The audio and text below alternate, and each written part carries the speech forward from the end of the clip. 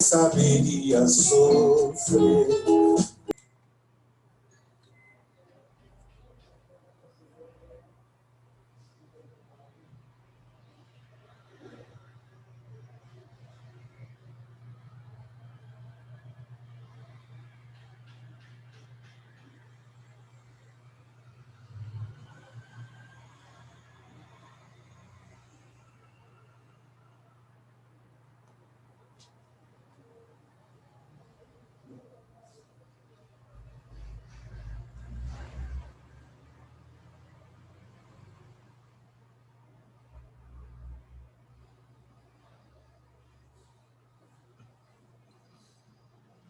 Bom dia, professor. Bom dia, Lara. Eu coloquei o link agora para o pessoal, acho que eles vão entrando. Ah, tá certo.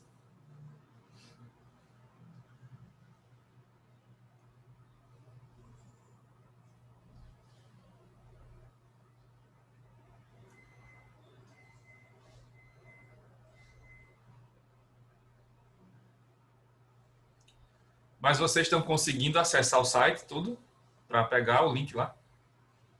Sim, Ah, certo.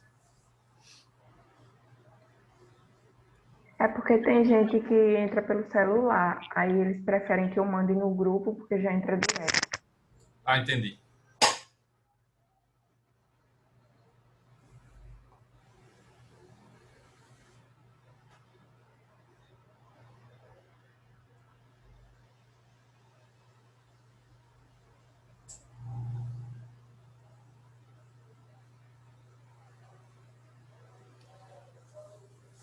Bom dia, Rodrigo. Bom dia, Adriana.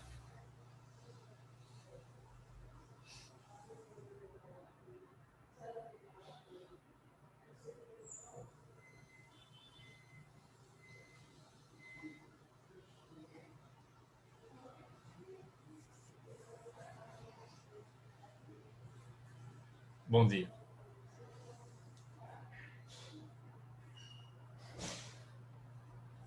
Bom dia.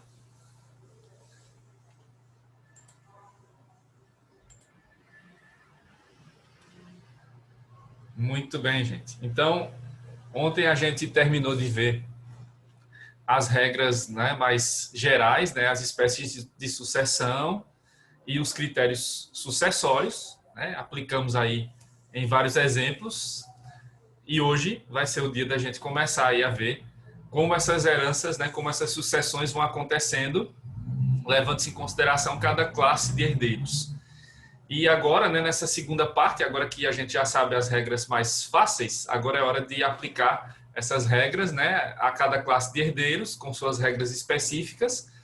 E depois a gente vai ver a concorrência sucessória, que é a parte mais complexa aqui, né, que é a parte em que o cônjuge ou o companheiro vai herdar junto com os outros herdeiros.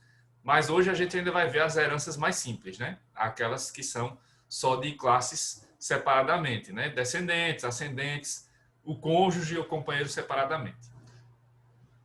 Certo? Então, vamos começar aqui, né?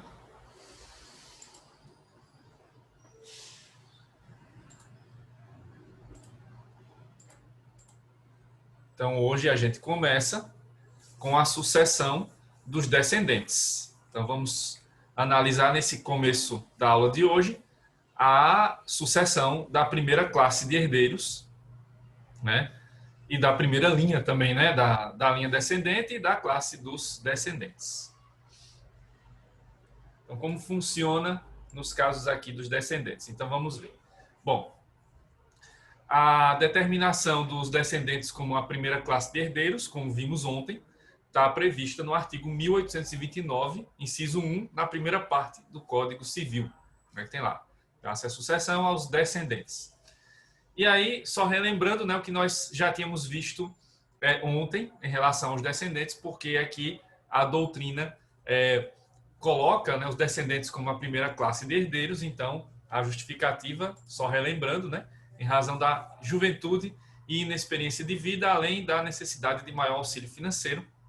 Então, seriam essas as razões que fundamentariam os descendentes como os primeiros herdeiros, como os herdeiros preferenciais. Então, sempre que existirem descendentes numa herança, eles serão os primeiros a herdar. Eles serão os herdeiros, né? Então, só na ausência dos descendentes, só quando não houver nenhum descendente é que surgirão, por exemplo, os ascendentes. Então, a ideia aqui, né, da sucessão segunda classe, como vimos ontem, é: enquanto houver aquela classe de herdeiros, enquanto existir algum herdeiro daquela classe, então caberá a ele receber a herança, mesmo que seja só um, né? Então, caberá a ele receber toda a herança, ele ou ela, né? Então, essas razões, né, da juventude e da inexperiência de vida, como eu falei ontem, só repetindo, trata-se da questão relacionada ao fato de que essas pessoas, presumidamente, ainda não conseguiram construir a sua vida plenamente, seja do ponto de vista da carreira, seja do ponto de vista financeiro, né? Sempre aqui com análise patrimonial, né? Pode até ser que do ponto de vista afetivo essa pessoa já esteja muito bem, né, resolvida a essa altura, né, quando for herdeira, mas aqui a análise é mais patrimonial, como vocês já estão acostumados a analisar aqui, a ver aqui, né? Bom, então, só lembrando, né, como é que funciona aqui a questão da herança dos descendentes, né? Os descendentes herdarão, em regra, por cabeça e, em determinados casos previstos pela lei, por estirpe ou direito de representação. Então, a regra aqui é que os descendentes vão receber a herança por cabeça, né? Cada qual recebendo o seu quinhão respectivo, proporcional, né? Direitos iguais para eles. E nos casos previstos na lei, aí será possível que herdeiros de grau mais remoto, por exemplo, os netos, herdem junto com os filhos, né? Nos casos que a gente já viu aqui, pré-morte ou comoriência. Então, aí sim pode haver essa concorrência, né, entre os filhos, os herdeiros de grau mais próximo, e os netos, herdeiros de grau um pouco mais remoto. Veremos isso com mais detalhes na sequência. Aí, só relembrando os graus de parentesco, né, aqui, em relação aos descendentes, a fundamentação dessa questão dos graus de parentesco está lá no artigo 1833, como já vimos, né, nas aulas anteriores. Então, o primeiro grau de parentesco são os filhos, são os parentes mais próximos. O segundo grau são os netos, terceiro grau, bisnetos, e o quarto grau, trinetos. Como eu falei ontem, repetindo de novo, a figura do tataraneto, né, ou tataravó e tal, ela foi sendo adaptada ao longo da nossa história linguística, né, para os parentes mais distantes. Hoje, né, com o aumento da longevidade, né, o aumento da expectativa de vida no Brasil, é comum, cada vez mais comum, será cada vez mais comum, inclusive, que tenhamos famílias com essa configuração, né, de ter lá o patriarca, a matriarca, e de ter ali na família filhos, netos, bisnetos, trinetos, e aí do quinto grau em diante agora é que se fala dos tataranetos, né? Mas tem a figura do tetraneto e assim vai, né? Mas aí se utiliza a expressão, né, mais clássica, mais conhecida, do tataraneto do quinto grau para frente, né? Aqui ainda usamos essas expressões. Então, em regra, né, relembrando, os parentes em grau mais próximo excluem os parentes de grau mais remoto, exceto nos casos do direito de representação, sempre lembrando disso, né, que existe a exceção do direito de representação, e o limite de graus de parentesco será estabelecido de acordo com a longevidade e a quantidade de gerações existente em cada família ao tempo da abertura da sucessão, né? Porque podemos ter aqui, né, a depender de cada família, configurações completamente diferentes, né? Isso depende também da questão do planejamento, ou da falta de planejamento, das circunstâncias, né, de cada família. Então, por exemplo, você pode ter uma família em que as pessoas, né, acabaram tendo filhos tardiamente. Então, o patriarca, a matriarca teve lá seu primeiro filho aos 30 anos de idade. E se isso for sendo seguido, né, então, aos 30 anos de idade, essa filha vai dar à luz ao seu primeiro filho. Então, já com 60 anos é que aquela pessoa será avó. E aí ela será bisavó se ela chegar aos 90 anos, se isso for mantido, né? Então, a neta vai ter seu primeiro filho também aos aos 30 anos. Então, aí a bisavó só chegaria a essa situação com 90 anos. Então, você chegaria a uma família com o primeiro, segundo, terceiro grau de parentesco. Mas se você tem família, uma outra família, né? Uma outra configuração, por exemplo, em que o casal, né, já teve ali o primeiro filho com 18 anos, né? E essa tendência se repetiu na segunda geração, e aí o filho, né, o primeiro filho, teve seu filho também com 18 anos. Então, esse casal já passa a ter ali a situação de avô e avó aos 36 anos, né? E isso vai se repetindo. Então, você pode ter uma família com a configuração, quando esse casal chegar lá aos 90 anos, talvez com 4 até 5 gerações. Então, isso varia muito, né? De família para família. O que interessa saber aqui é que não há limite para esse parentesco, né? No caso dos descendentes. Isso vai ser determinado realmente de acordo com a longevidade das pessoas dessa família.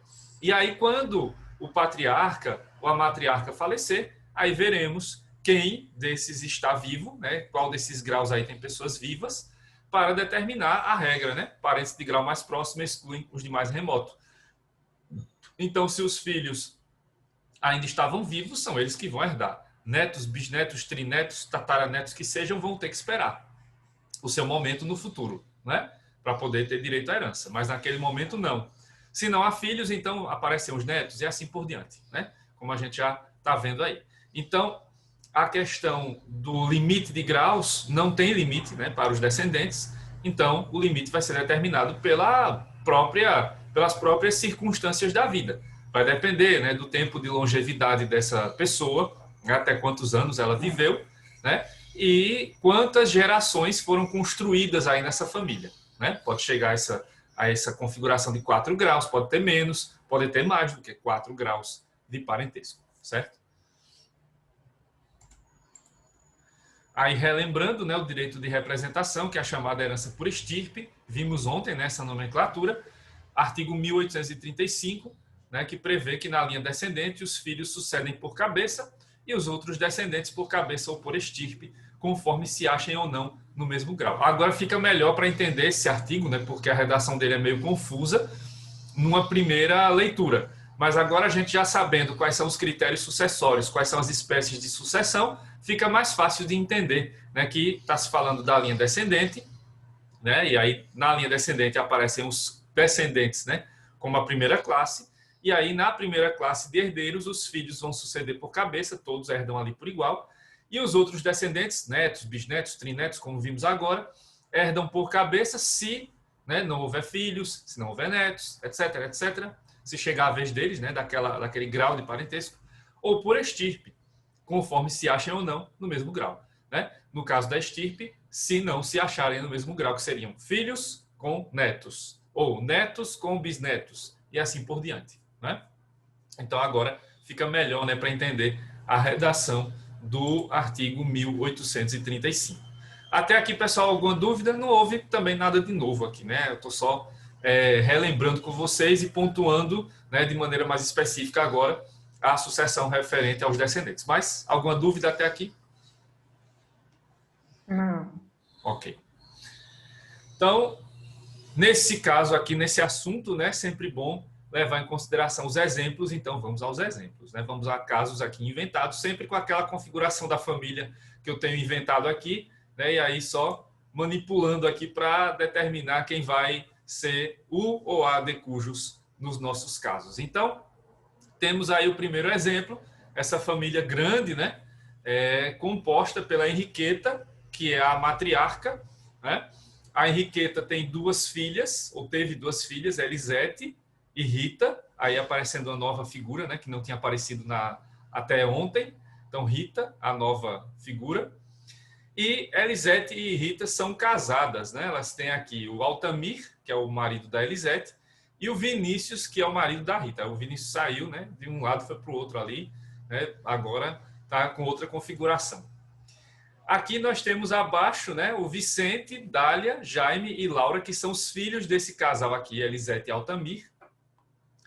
E o Vicente, né, tem 2 filhos, o Bruno e a Leila, e Dália tem uma filha, que é a Isabela. Aí temos então essa configuração nessa família.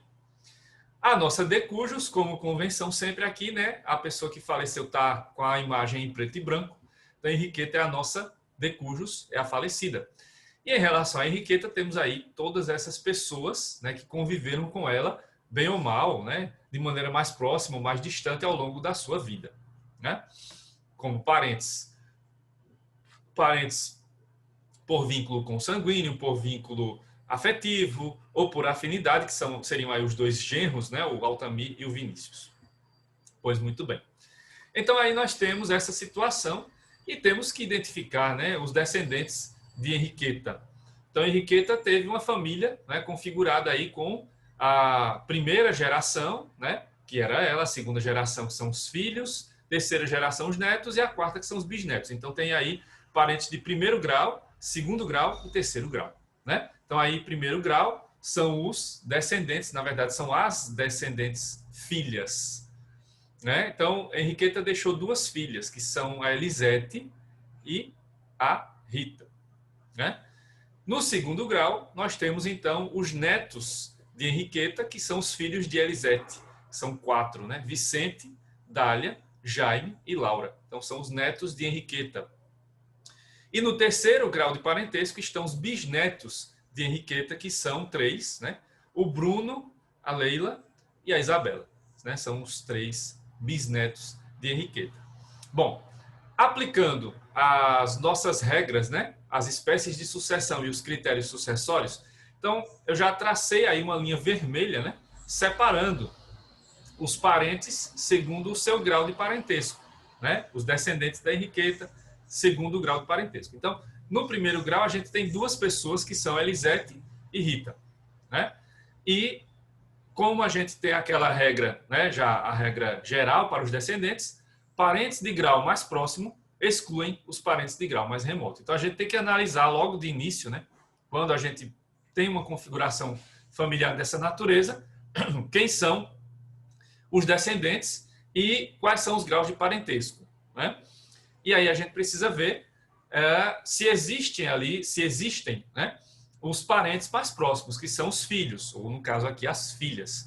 Existem, estão aqui, ó, Elisete e Rita, são as filhas de Henriqueta. Portanto, né, temos então a configuração da regra geral, né? Parentes mais próximos excluem os parentes de grau mais remoto. Então, todo mundo aí é parente, né? Mas herdeiros ou herdeiras são poucos, são poucas. Então, usando a regra, parentes de grau mais próximo excluem os parentes de grau mais remoto, então a gente não vai, né, incluir nessa herança os parentes de segundo grau, né, que são aí o Vicente, Dália, Jaime e Laura, os netos, e nem vamos incluir os bisnetos, que são Bruno, Leila e Isabela. Esses aí estão fora, né? São parentes, não deixam de ser, estão lá no direito das famílias, né? Mas no direito das sucessões só vão entrar realmente nesse nosso primeiro caso as duas filhas, Elisete e Rita. Então, supondo, né, que Henriqueta tenha deixado um patrimônio positivo, né, já tirando as dívidas, de R$1 milhão, então R$500 mil ficariam para Elisete, R$500 mil para Rita. As duas herdam por cabeça, é isso? Então, Elisete e Rita são as herdeiras, nesse primeiro caso, cada um herdando metade da herança. Se a herança é, por exemplo, de R$1 milhão, então as duas vão herdar cada uma R$500 mil. E onde entram Altamir e Vinícius nessa história? Não tem direito à herança, né? Como eu já falei para vocês em outras aulas, e ontem repeti, não custa nada dizer de novo, os parentes por afinidade, né, que são cunhado, genro, sogra, né, eles não têm direito à herança, né? Então, o Vinícius e o Altamir não fazem parte aí desse arranjo sucessório, né? Apesar de serem maridos, né? O Altamir marido da Elisete, Vinícius marido da Rita, mas eles não são herdeiros. Poderão ter direito a esses valores aí recebidos mais à frente? Sim, né? Se há o divórcio, se a Elisete falece ou Rita, né? Aí sim eles têm direito, mas do patrimônio de Henriqueta, né, diretamente eles não têm direito a nada, né? Porque eles não são parentes aí para fins sucessórios, né? Eles não são herdeiros, certo? Então, essa é a configuração desse nosso exemplo 1. Então, nesse primeiro caso, Henriqueta faleceu, as herdeiras, únicas herdeiras, são Elisete e Rita. Cada um herdando metade da herança, herdando por cabeça. É isso? Até aqui tudo certo, gente? Tudo. Beleza. Sempre começando com os exemplos mais fáceis, né? E aí a gente vai aumentando um pouquinho a complexidade para ir chegando, né, nos casos que vão realmente requerer mais atenção. Então, exemplo 2. Agora, no exemplo 2, nós temos duas falecidas, né? Duas mulheres que estão com a foto em preto e branco aí, né? Então, vamos ver como é que vai funcionar nesse segundo caso.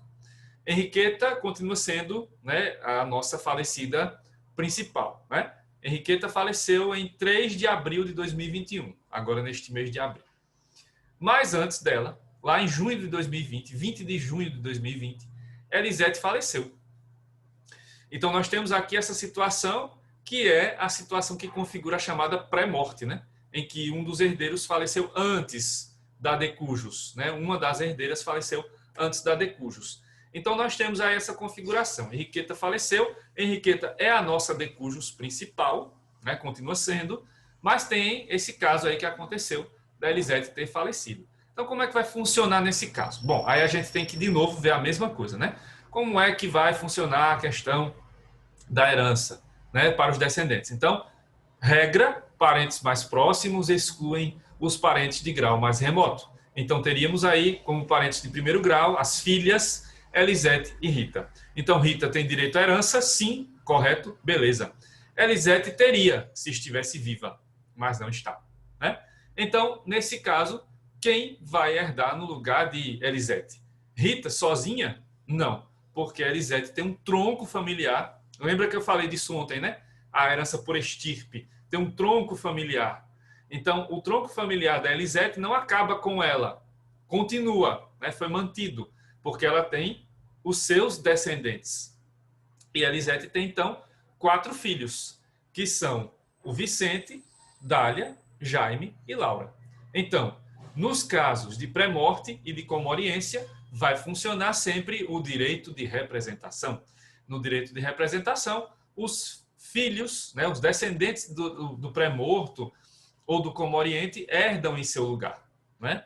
Então, nesse caso, vamos ter a seguinte configuração. Os herdeiros de Henriqueta, lá em cima, da matriarca da família, são Rita, por direito próprio, né? E Vicente, Dália, Jaime e Laura, por direito de representação. É isso? Agora, como vai funcionar a divisão dessa herança? Supondo, novamente, que Henriqueta deixou um patrimônio positivo, já descontando dívidas, de R$1 milhão. Como vamos dividir essa herança? Segundo, situação 1, né? Hipótese 1, alternativa 1. Rita recebe a metade da herança e a outra metade é distribuída entre os herdeiros de Elisete, entre os descendentes de Elisete, que vão herdar por representação. Ou, alternativa 2, vamos dividir a herança por cabeça e, com isso, teremos 5 herdeiros e esses R$1 milhão serão divididos em 5 partes de R$200 mil. Qual das duas alternativas vai ser aplicável a esse caso, pessoal? A alternativa 1, em que vai haver a divisão 500 mil para a Rita, 500 mil para os outros herdeiros, ou a alternativa 2, né? Você vai ter aí a divisão em 5 partes iguais, com cada um deles recebendo R$200 mil.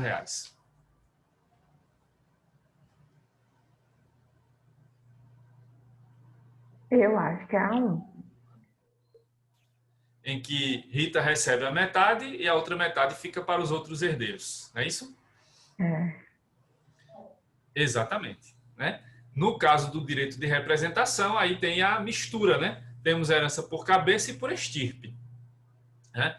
Mas a herança por cabeça ela não vai funcionar para todo mundo, né? Porque aí você tem graus de parentesco diferentes. E aí quando você tem graus de parentesco diferentes, você tem que aplicar o direito de representação, que funciona da seguinte maneira. A gente vai dividir essa herança como se tivéssemos só 2 herdeiras, né? A divisão é feita como se a Elisete estivesse viva, né? Então, se a Elisete estivesse viva, a gente ia dividir a herança em 2 partes, não é isso? Ia dividir 500 mil para a Rita e 500 mil para a Elisete. Então, a parte que cabia a Elisete é que vai ser entregue aos seus descendentes, né? Ao Vicente, a Dália, ao Jaime e a Laura. Quem tiver uma calculadora aí perto, faz o cálculo, né? Que a gente é péssimo, a gente que é de humanas é péssimo em cálculo. Então, dividir 500 mil para 4 pessoas, quanto é que daria? Vai dar um pouquinho mais do que 100 mil reais, né? 125 mil, será que é isso? Bom, sou de humanas, somos, né? De humanas. Então, pode ser que eu tenha errado aí na conta. Mas professor. é isso? Isso. Pronto, acertei. Chutei aqui, acertei. Então, 125 mil reais seria, né, o valor para cada um deles. Para Vicente, para Dália, para Jaime e para Laura. E Rita, a parte dela permanece intacta. Né? Ela continua tendo direito aos mesmos 500 mil reais.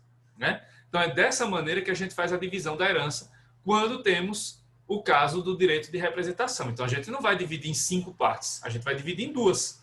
Continua dividindo pelo número de herdeiros que teríamos caso todos eles estivessem vivos, né? Os herdeiros do mesmo grau. E aí, aquela parte que caberia ao herdeiro se estivesse vivo é distribuída igualmente entre os seus descendentes. É aí que aparece na sucessão por estirpe também a sucessão por cabeça, né? Porque depois de você ver qual é a estirpe, qual é o tronco familiar daquela pessoa, aí você vai distribuir entre eles aquele valor remanescente por igual, né? Então, a parcela de Elisete era 500 mil, então você identificou, tem 4 herdeiros dela, né? Tem 4 representantes dela, então esse valor dos 500 mil será distribuído igualmente entre os 4 herdeiros, certo? É assim que funciona a distribuição da herança quando temos o caso do direito de representação. Só lembrando, né, para não esquecer nunca, Bruno, Leila e Isabela estão fora, vê a linha vermelha que está aí traçada, né? Então eles não têm direito, né, a nada, porque a representação só vai pegando também o grau mais próximo, vai excluindo também o mais remoto, né? Todo mundo que vai herdar. E, mais uma vez, lembrando, Altamir e Vinícius estão aí só figurando, porque, né, genro não tem direito à herança. É isso? Então, esse é o segundo exemplo, o exemplo do direito de representação. Ficou claro, pessoal? Tudo certo até aqui? Professor, mesmo que os filhos de Elisete não tivessem recusado a herança dela, eles poderiam receber a de Henriqueta, né? Sim, aí das hipóteses lá de renúncia e tal, aí pode-se abrir a possibilidade de que os outros herdeiros recebam essa parte. Mas aí a gente viu, né, que no caso da renúncia acaba não acontecendo, né, a representação. Então, aí essa parte renunciada vai para os outros herdeiros, né, para os outros que têm aí direito, no caso, né? Se por acaso Vicente renunciasse à herança, então essa parcela dele seria dividida para Dália, Jaime e Laura, né? Seria dessa forma, que é igual à questão da pós-morte, né? Então, por exemplo, já durante o processo de inventário, Vicente morreu.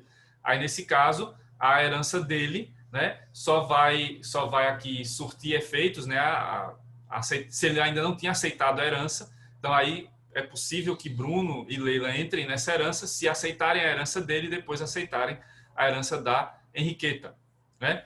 E aí, em outras situações, em outras configurações, é que Bruno e Leila vão poder aparecer, né? Mas aí já não será direito de representação, vão ser outras situações, vão ser outras circunstâncias que vão aparecer.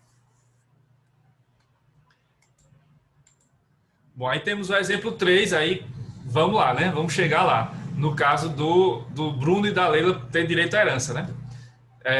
Aí nós temos 3 pessoas falecidas, né? Henriqueta, que continua sendo a nossa principal decujus, Elisete, continua falecida, né? Continuei deixando a coitada morta, e agora acabei tirando, né, o Vicente da jogada. O Vicente também faleceu. Então aí as circunstâncias são: o Vicente morreu em 23 de fevereiro de 2019, Elisete faleceu em 20 de junho de 2020, e a Henriqueta, que é a nossa decujus principal, ela faleceu em 3 de abril de 2021, né? Então nós temos essa família devidamente configurada. E temos 2 pré-mortos, o Vicente e a Elisete.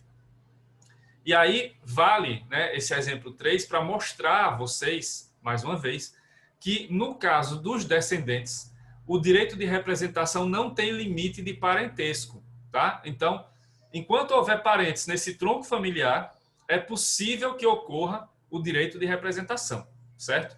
Então, como é que vai funcionar nesse caso aqui? Então, Henriqueta faleceu, né, e deixou uma herança, vamos supor, de R$ 1 milhão, positiva de novo, né? Então, já retiradas as dívidas, sobrou de patrimônio R$ 1 milhão. Então, quem seriam os herdeiros de Henriqueta? Se estivessem vivas, Elisete e Rita, não é isso?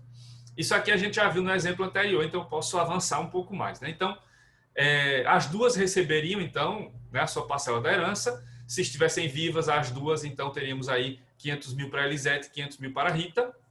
Rita está viva, então fica com seus 500 mil. A questão são os outros 500 mil da Elisete, porque ela já faleceu. Então, como é que funciona aqui?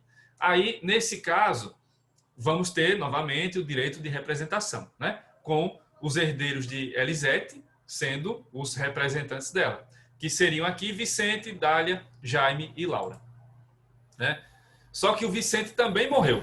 Então, nesse tronco familiar, a gente vai descendo um pouco mais, e aí vamos observar que o Vicente também tinha descendentes, que são o Bruno e a Leila, que vão poder, então, herdar em nome do Vicente, vão poder herdar representando o Vicente nessa herança da Henriqueta.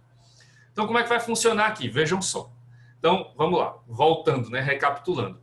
Henriqueta deixou R$ 1 milhão, né? E aí dividimos esse valor por duas partes, né, para Elisete e Rita. Rita ficou lá com seus 500 mil, acabou, né? Já vimos que é esse o direito que ela tem. Os outros 500 mil, que seriam de Elisete, vão ser, então, entregues para os herdeiros de Elisete. Vicente, Dália, Jaime e Laura. Cada um, então, a gente já fez essa conta no exemplo anterior, R$ 125 mil, né? Só que o Vicente também morreu. Então, a parte que seria do Vicente passa para Bruno e Leila. Então, aí essa divisão da parte que seria da Elisete vai ficar assim. 125 mil para o tronco familiar de Vicente, 125 mil para Dália, 125 mil para Jaime, 125 mil para Laura. Aí, no tronco familiar, voltando, né? No tronco familiar do Vicente, tem lá duas pessoas que são o Bruno e a Leila. Aí, essa parte do Vicente, 125 mil, vai ser dividida em duas, de novo, né? Vai ser quebrada mais uma vez, mais duas partes para Bruno e para Leila, que vai dar, então, aí a divisão dos 125 mil, que dá, acho que 62.500, não sei se é isso, não. Confirme aí para mim. É isso? Pronto. Hoje eu estou bom de conta. Não é todo dia, não, que sai tanta conta assim de cabeça. Então, 62.500, né? Então, a parte que seria do Bruno, 62.500. A parte que seria de Leila, 62.500. E Isabela está fora, né? Ela não recebe porque sua mãe está viva, né? Dália está viva, plena, livre, leve e solta. Então, Bruno e Leila ficam com 62.500 cada. Então, é assim que há essa divisão, né?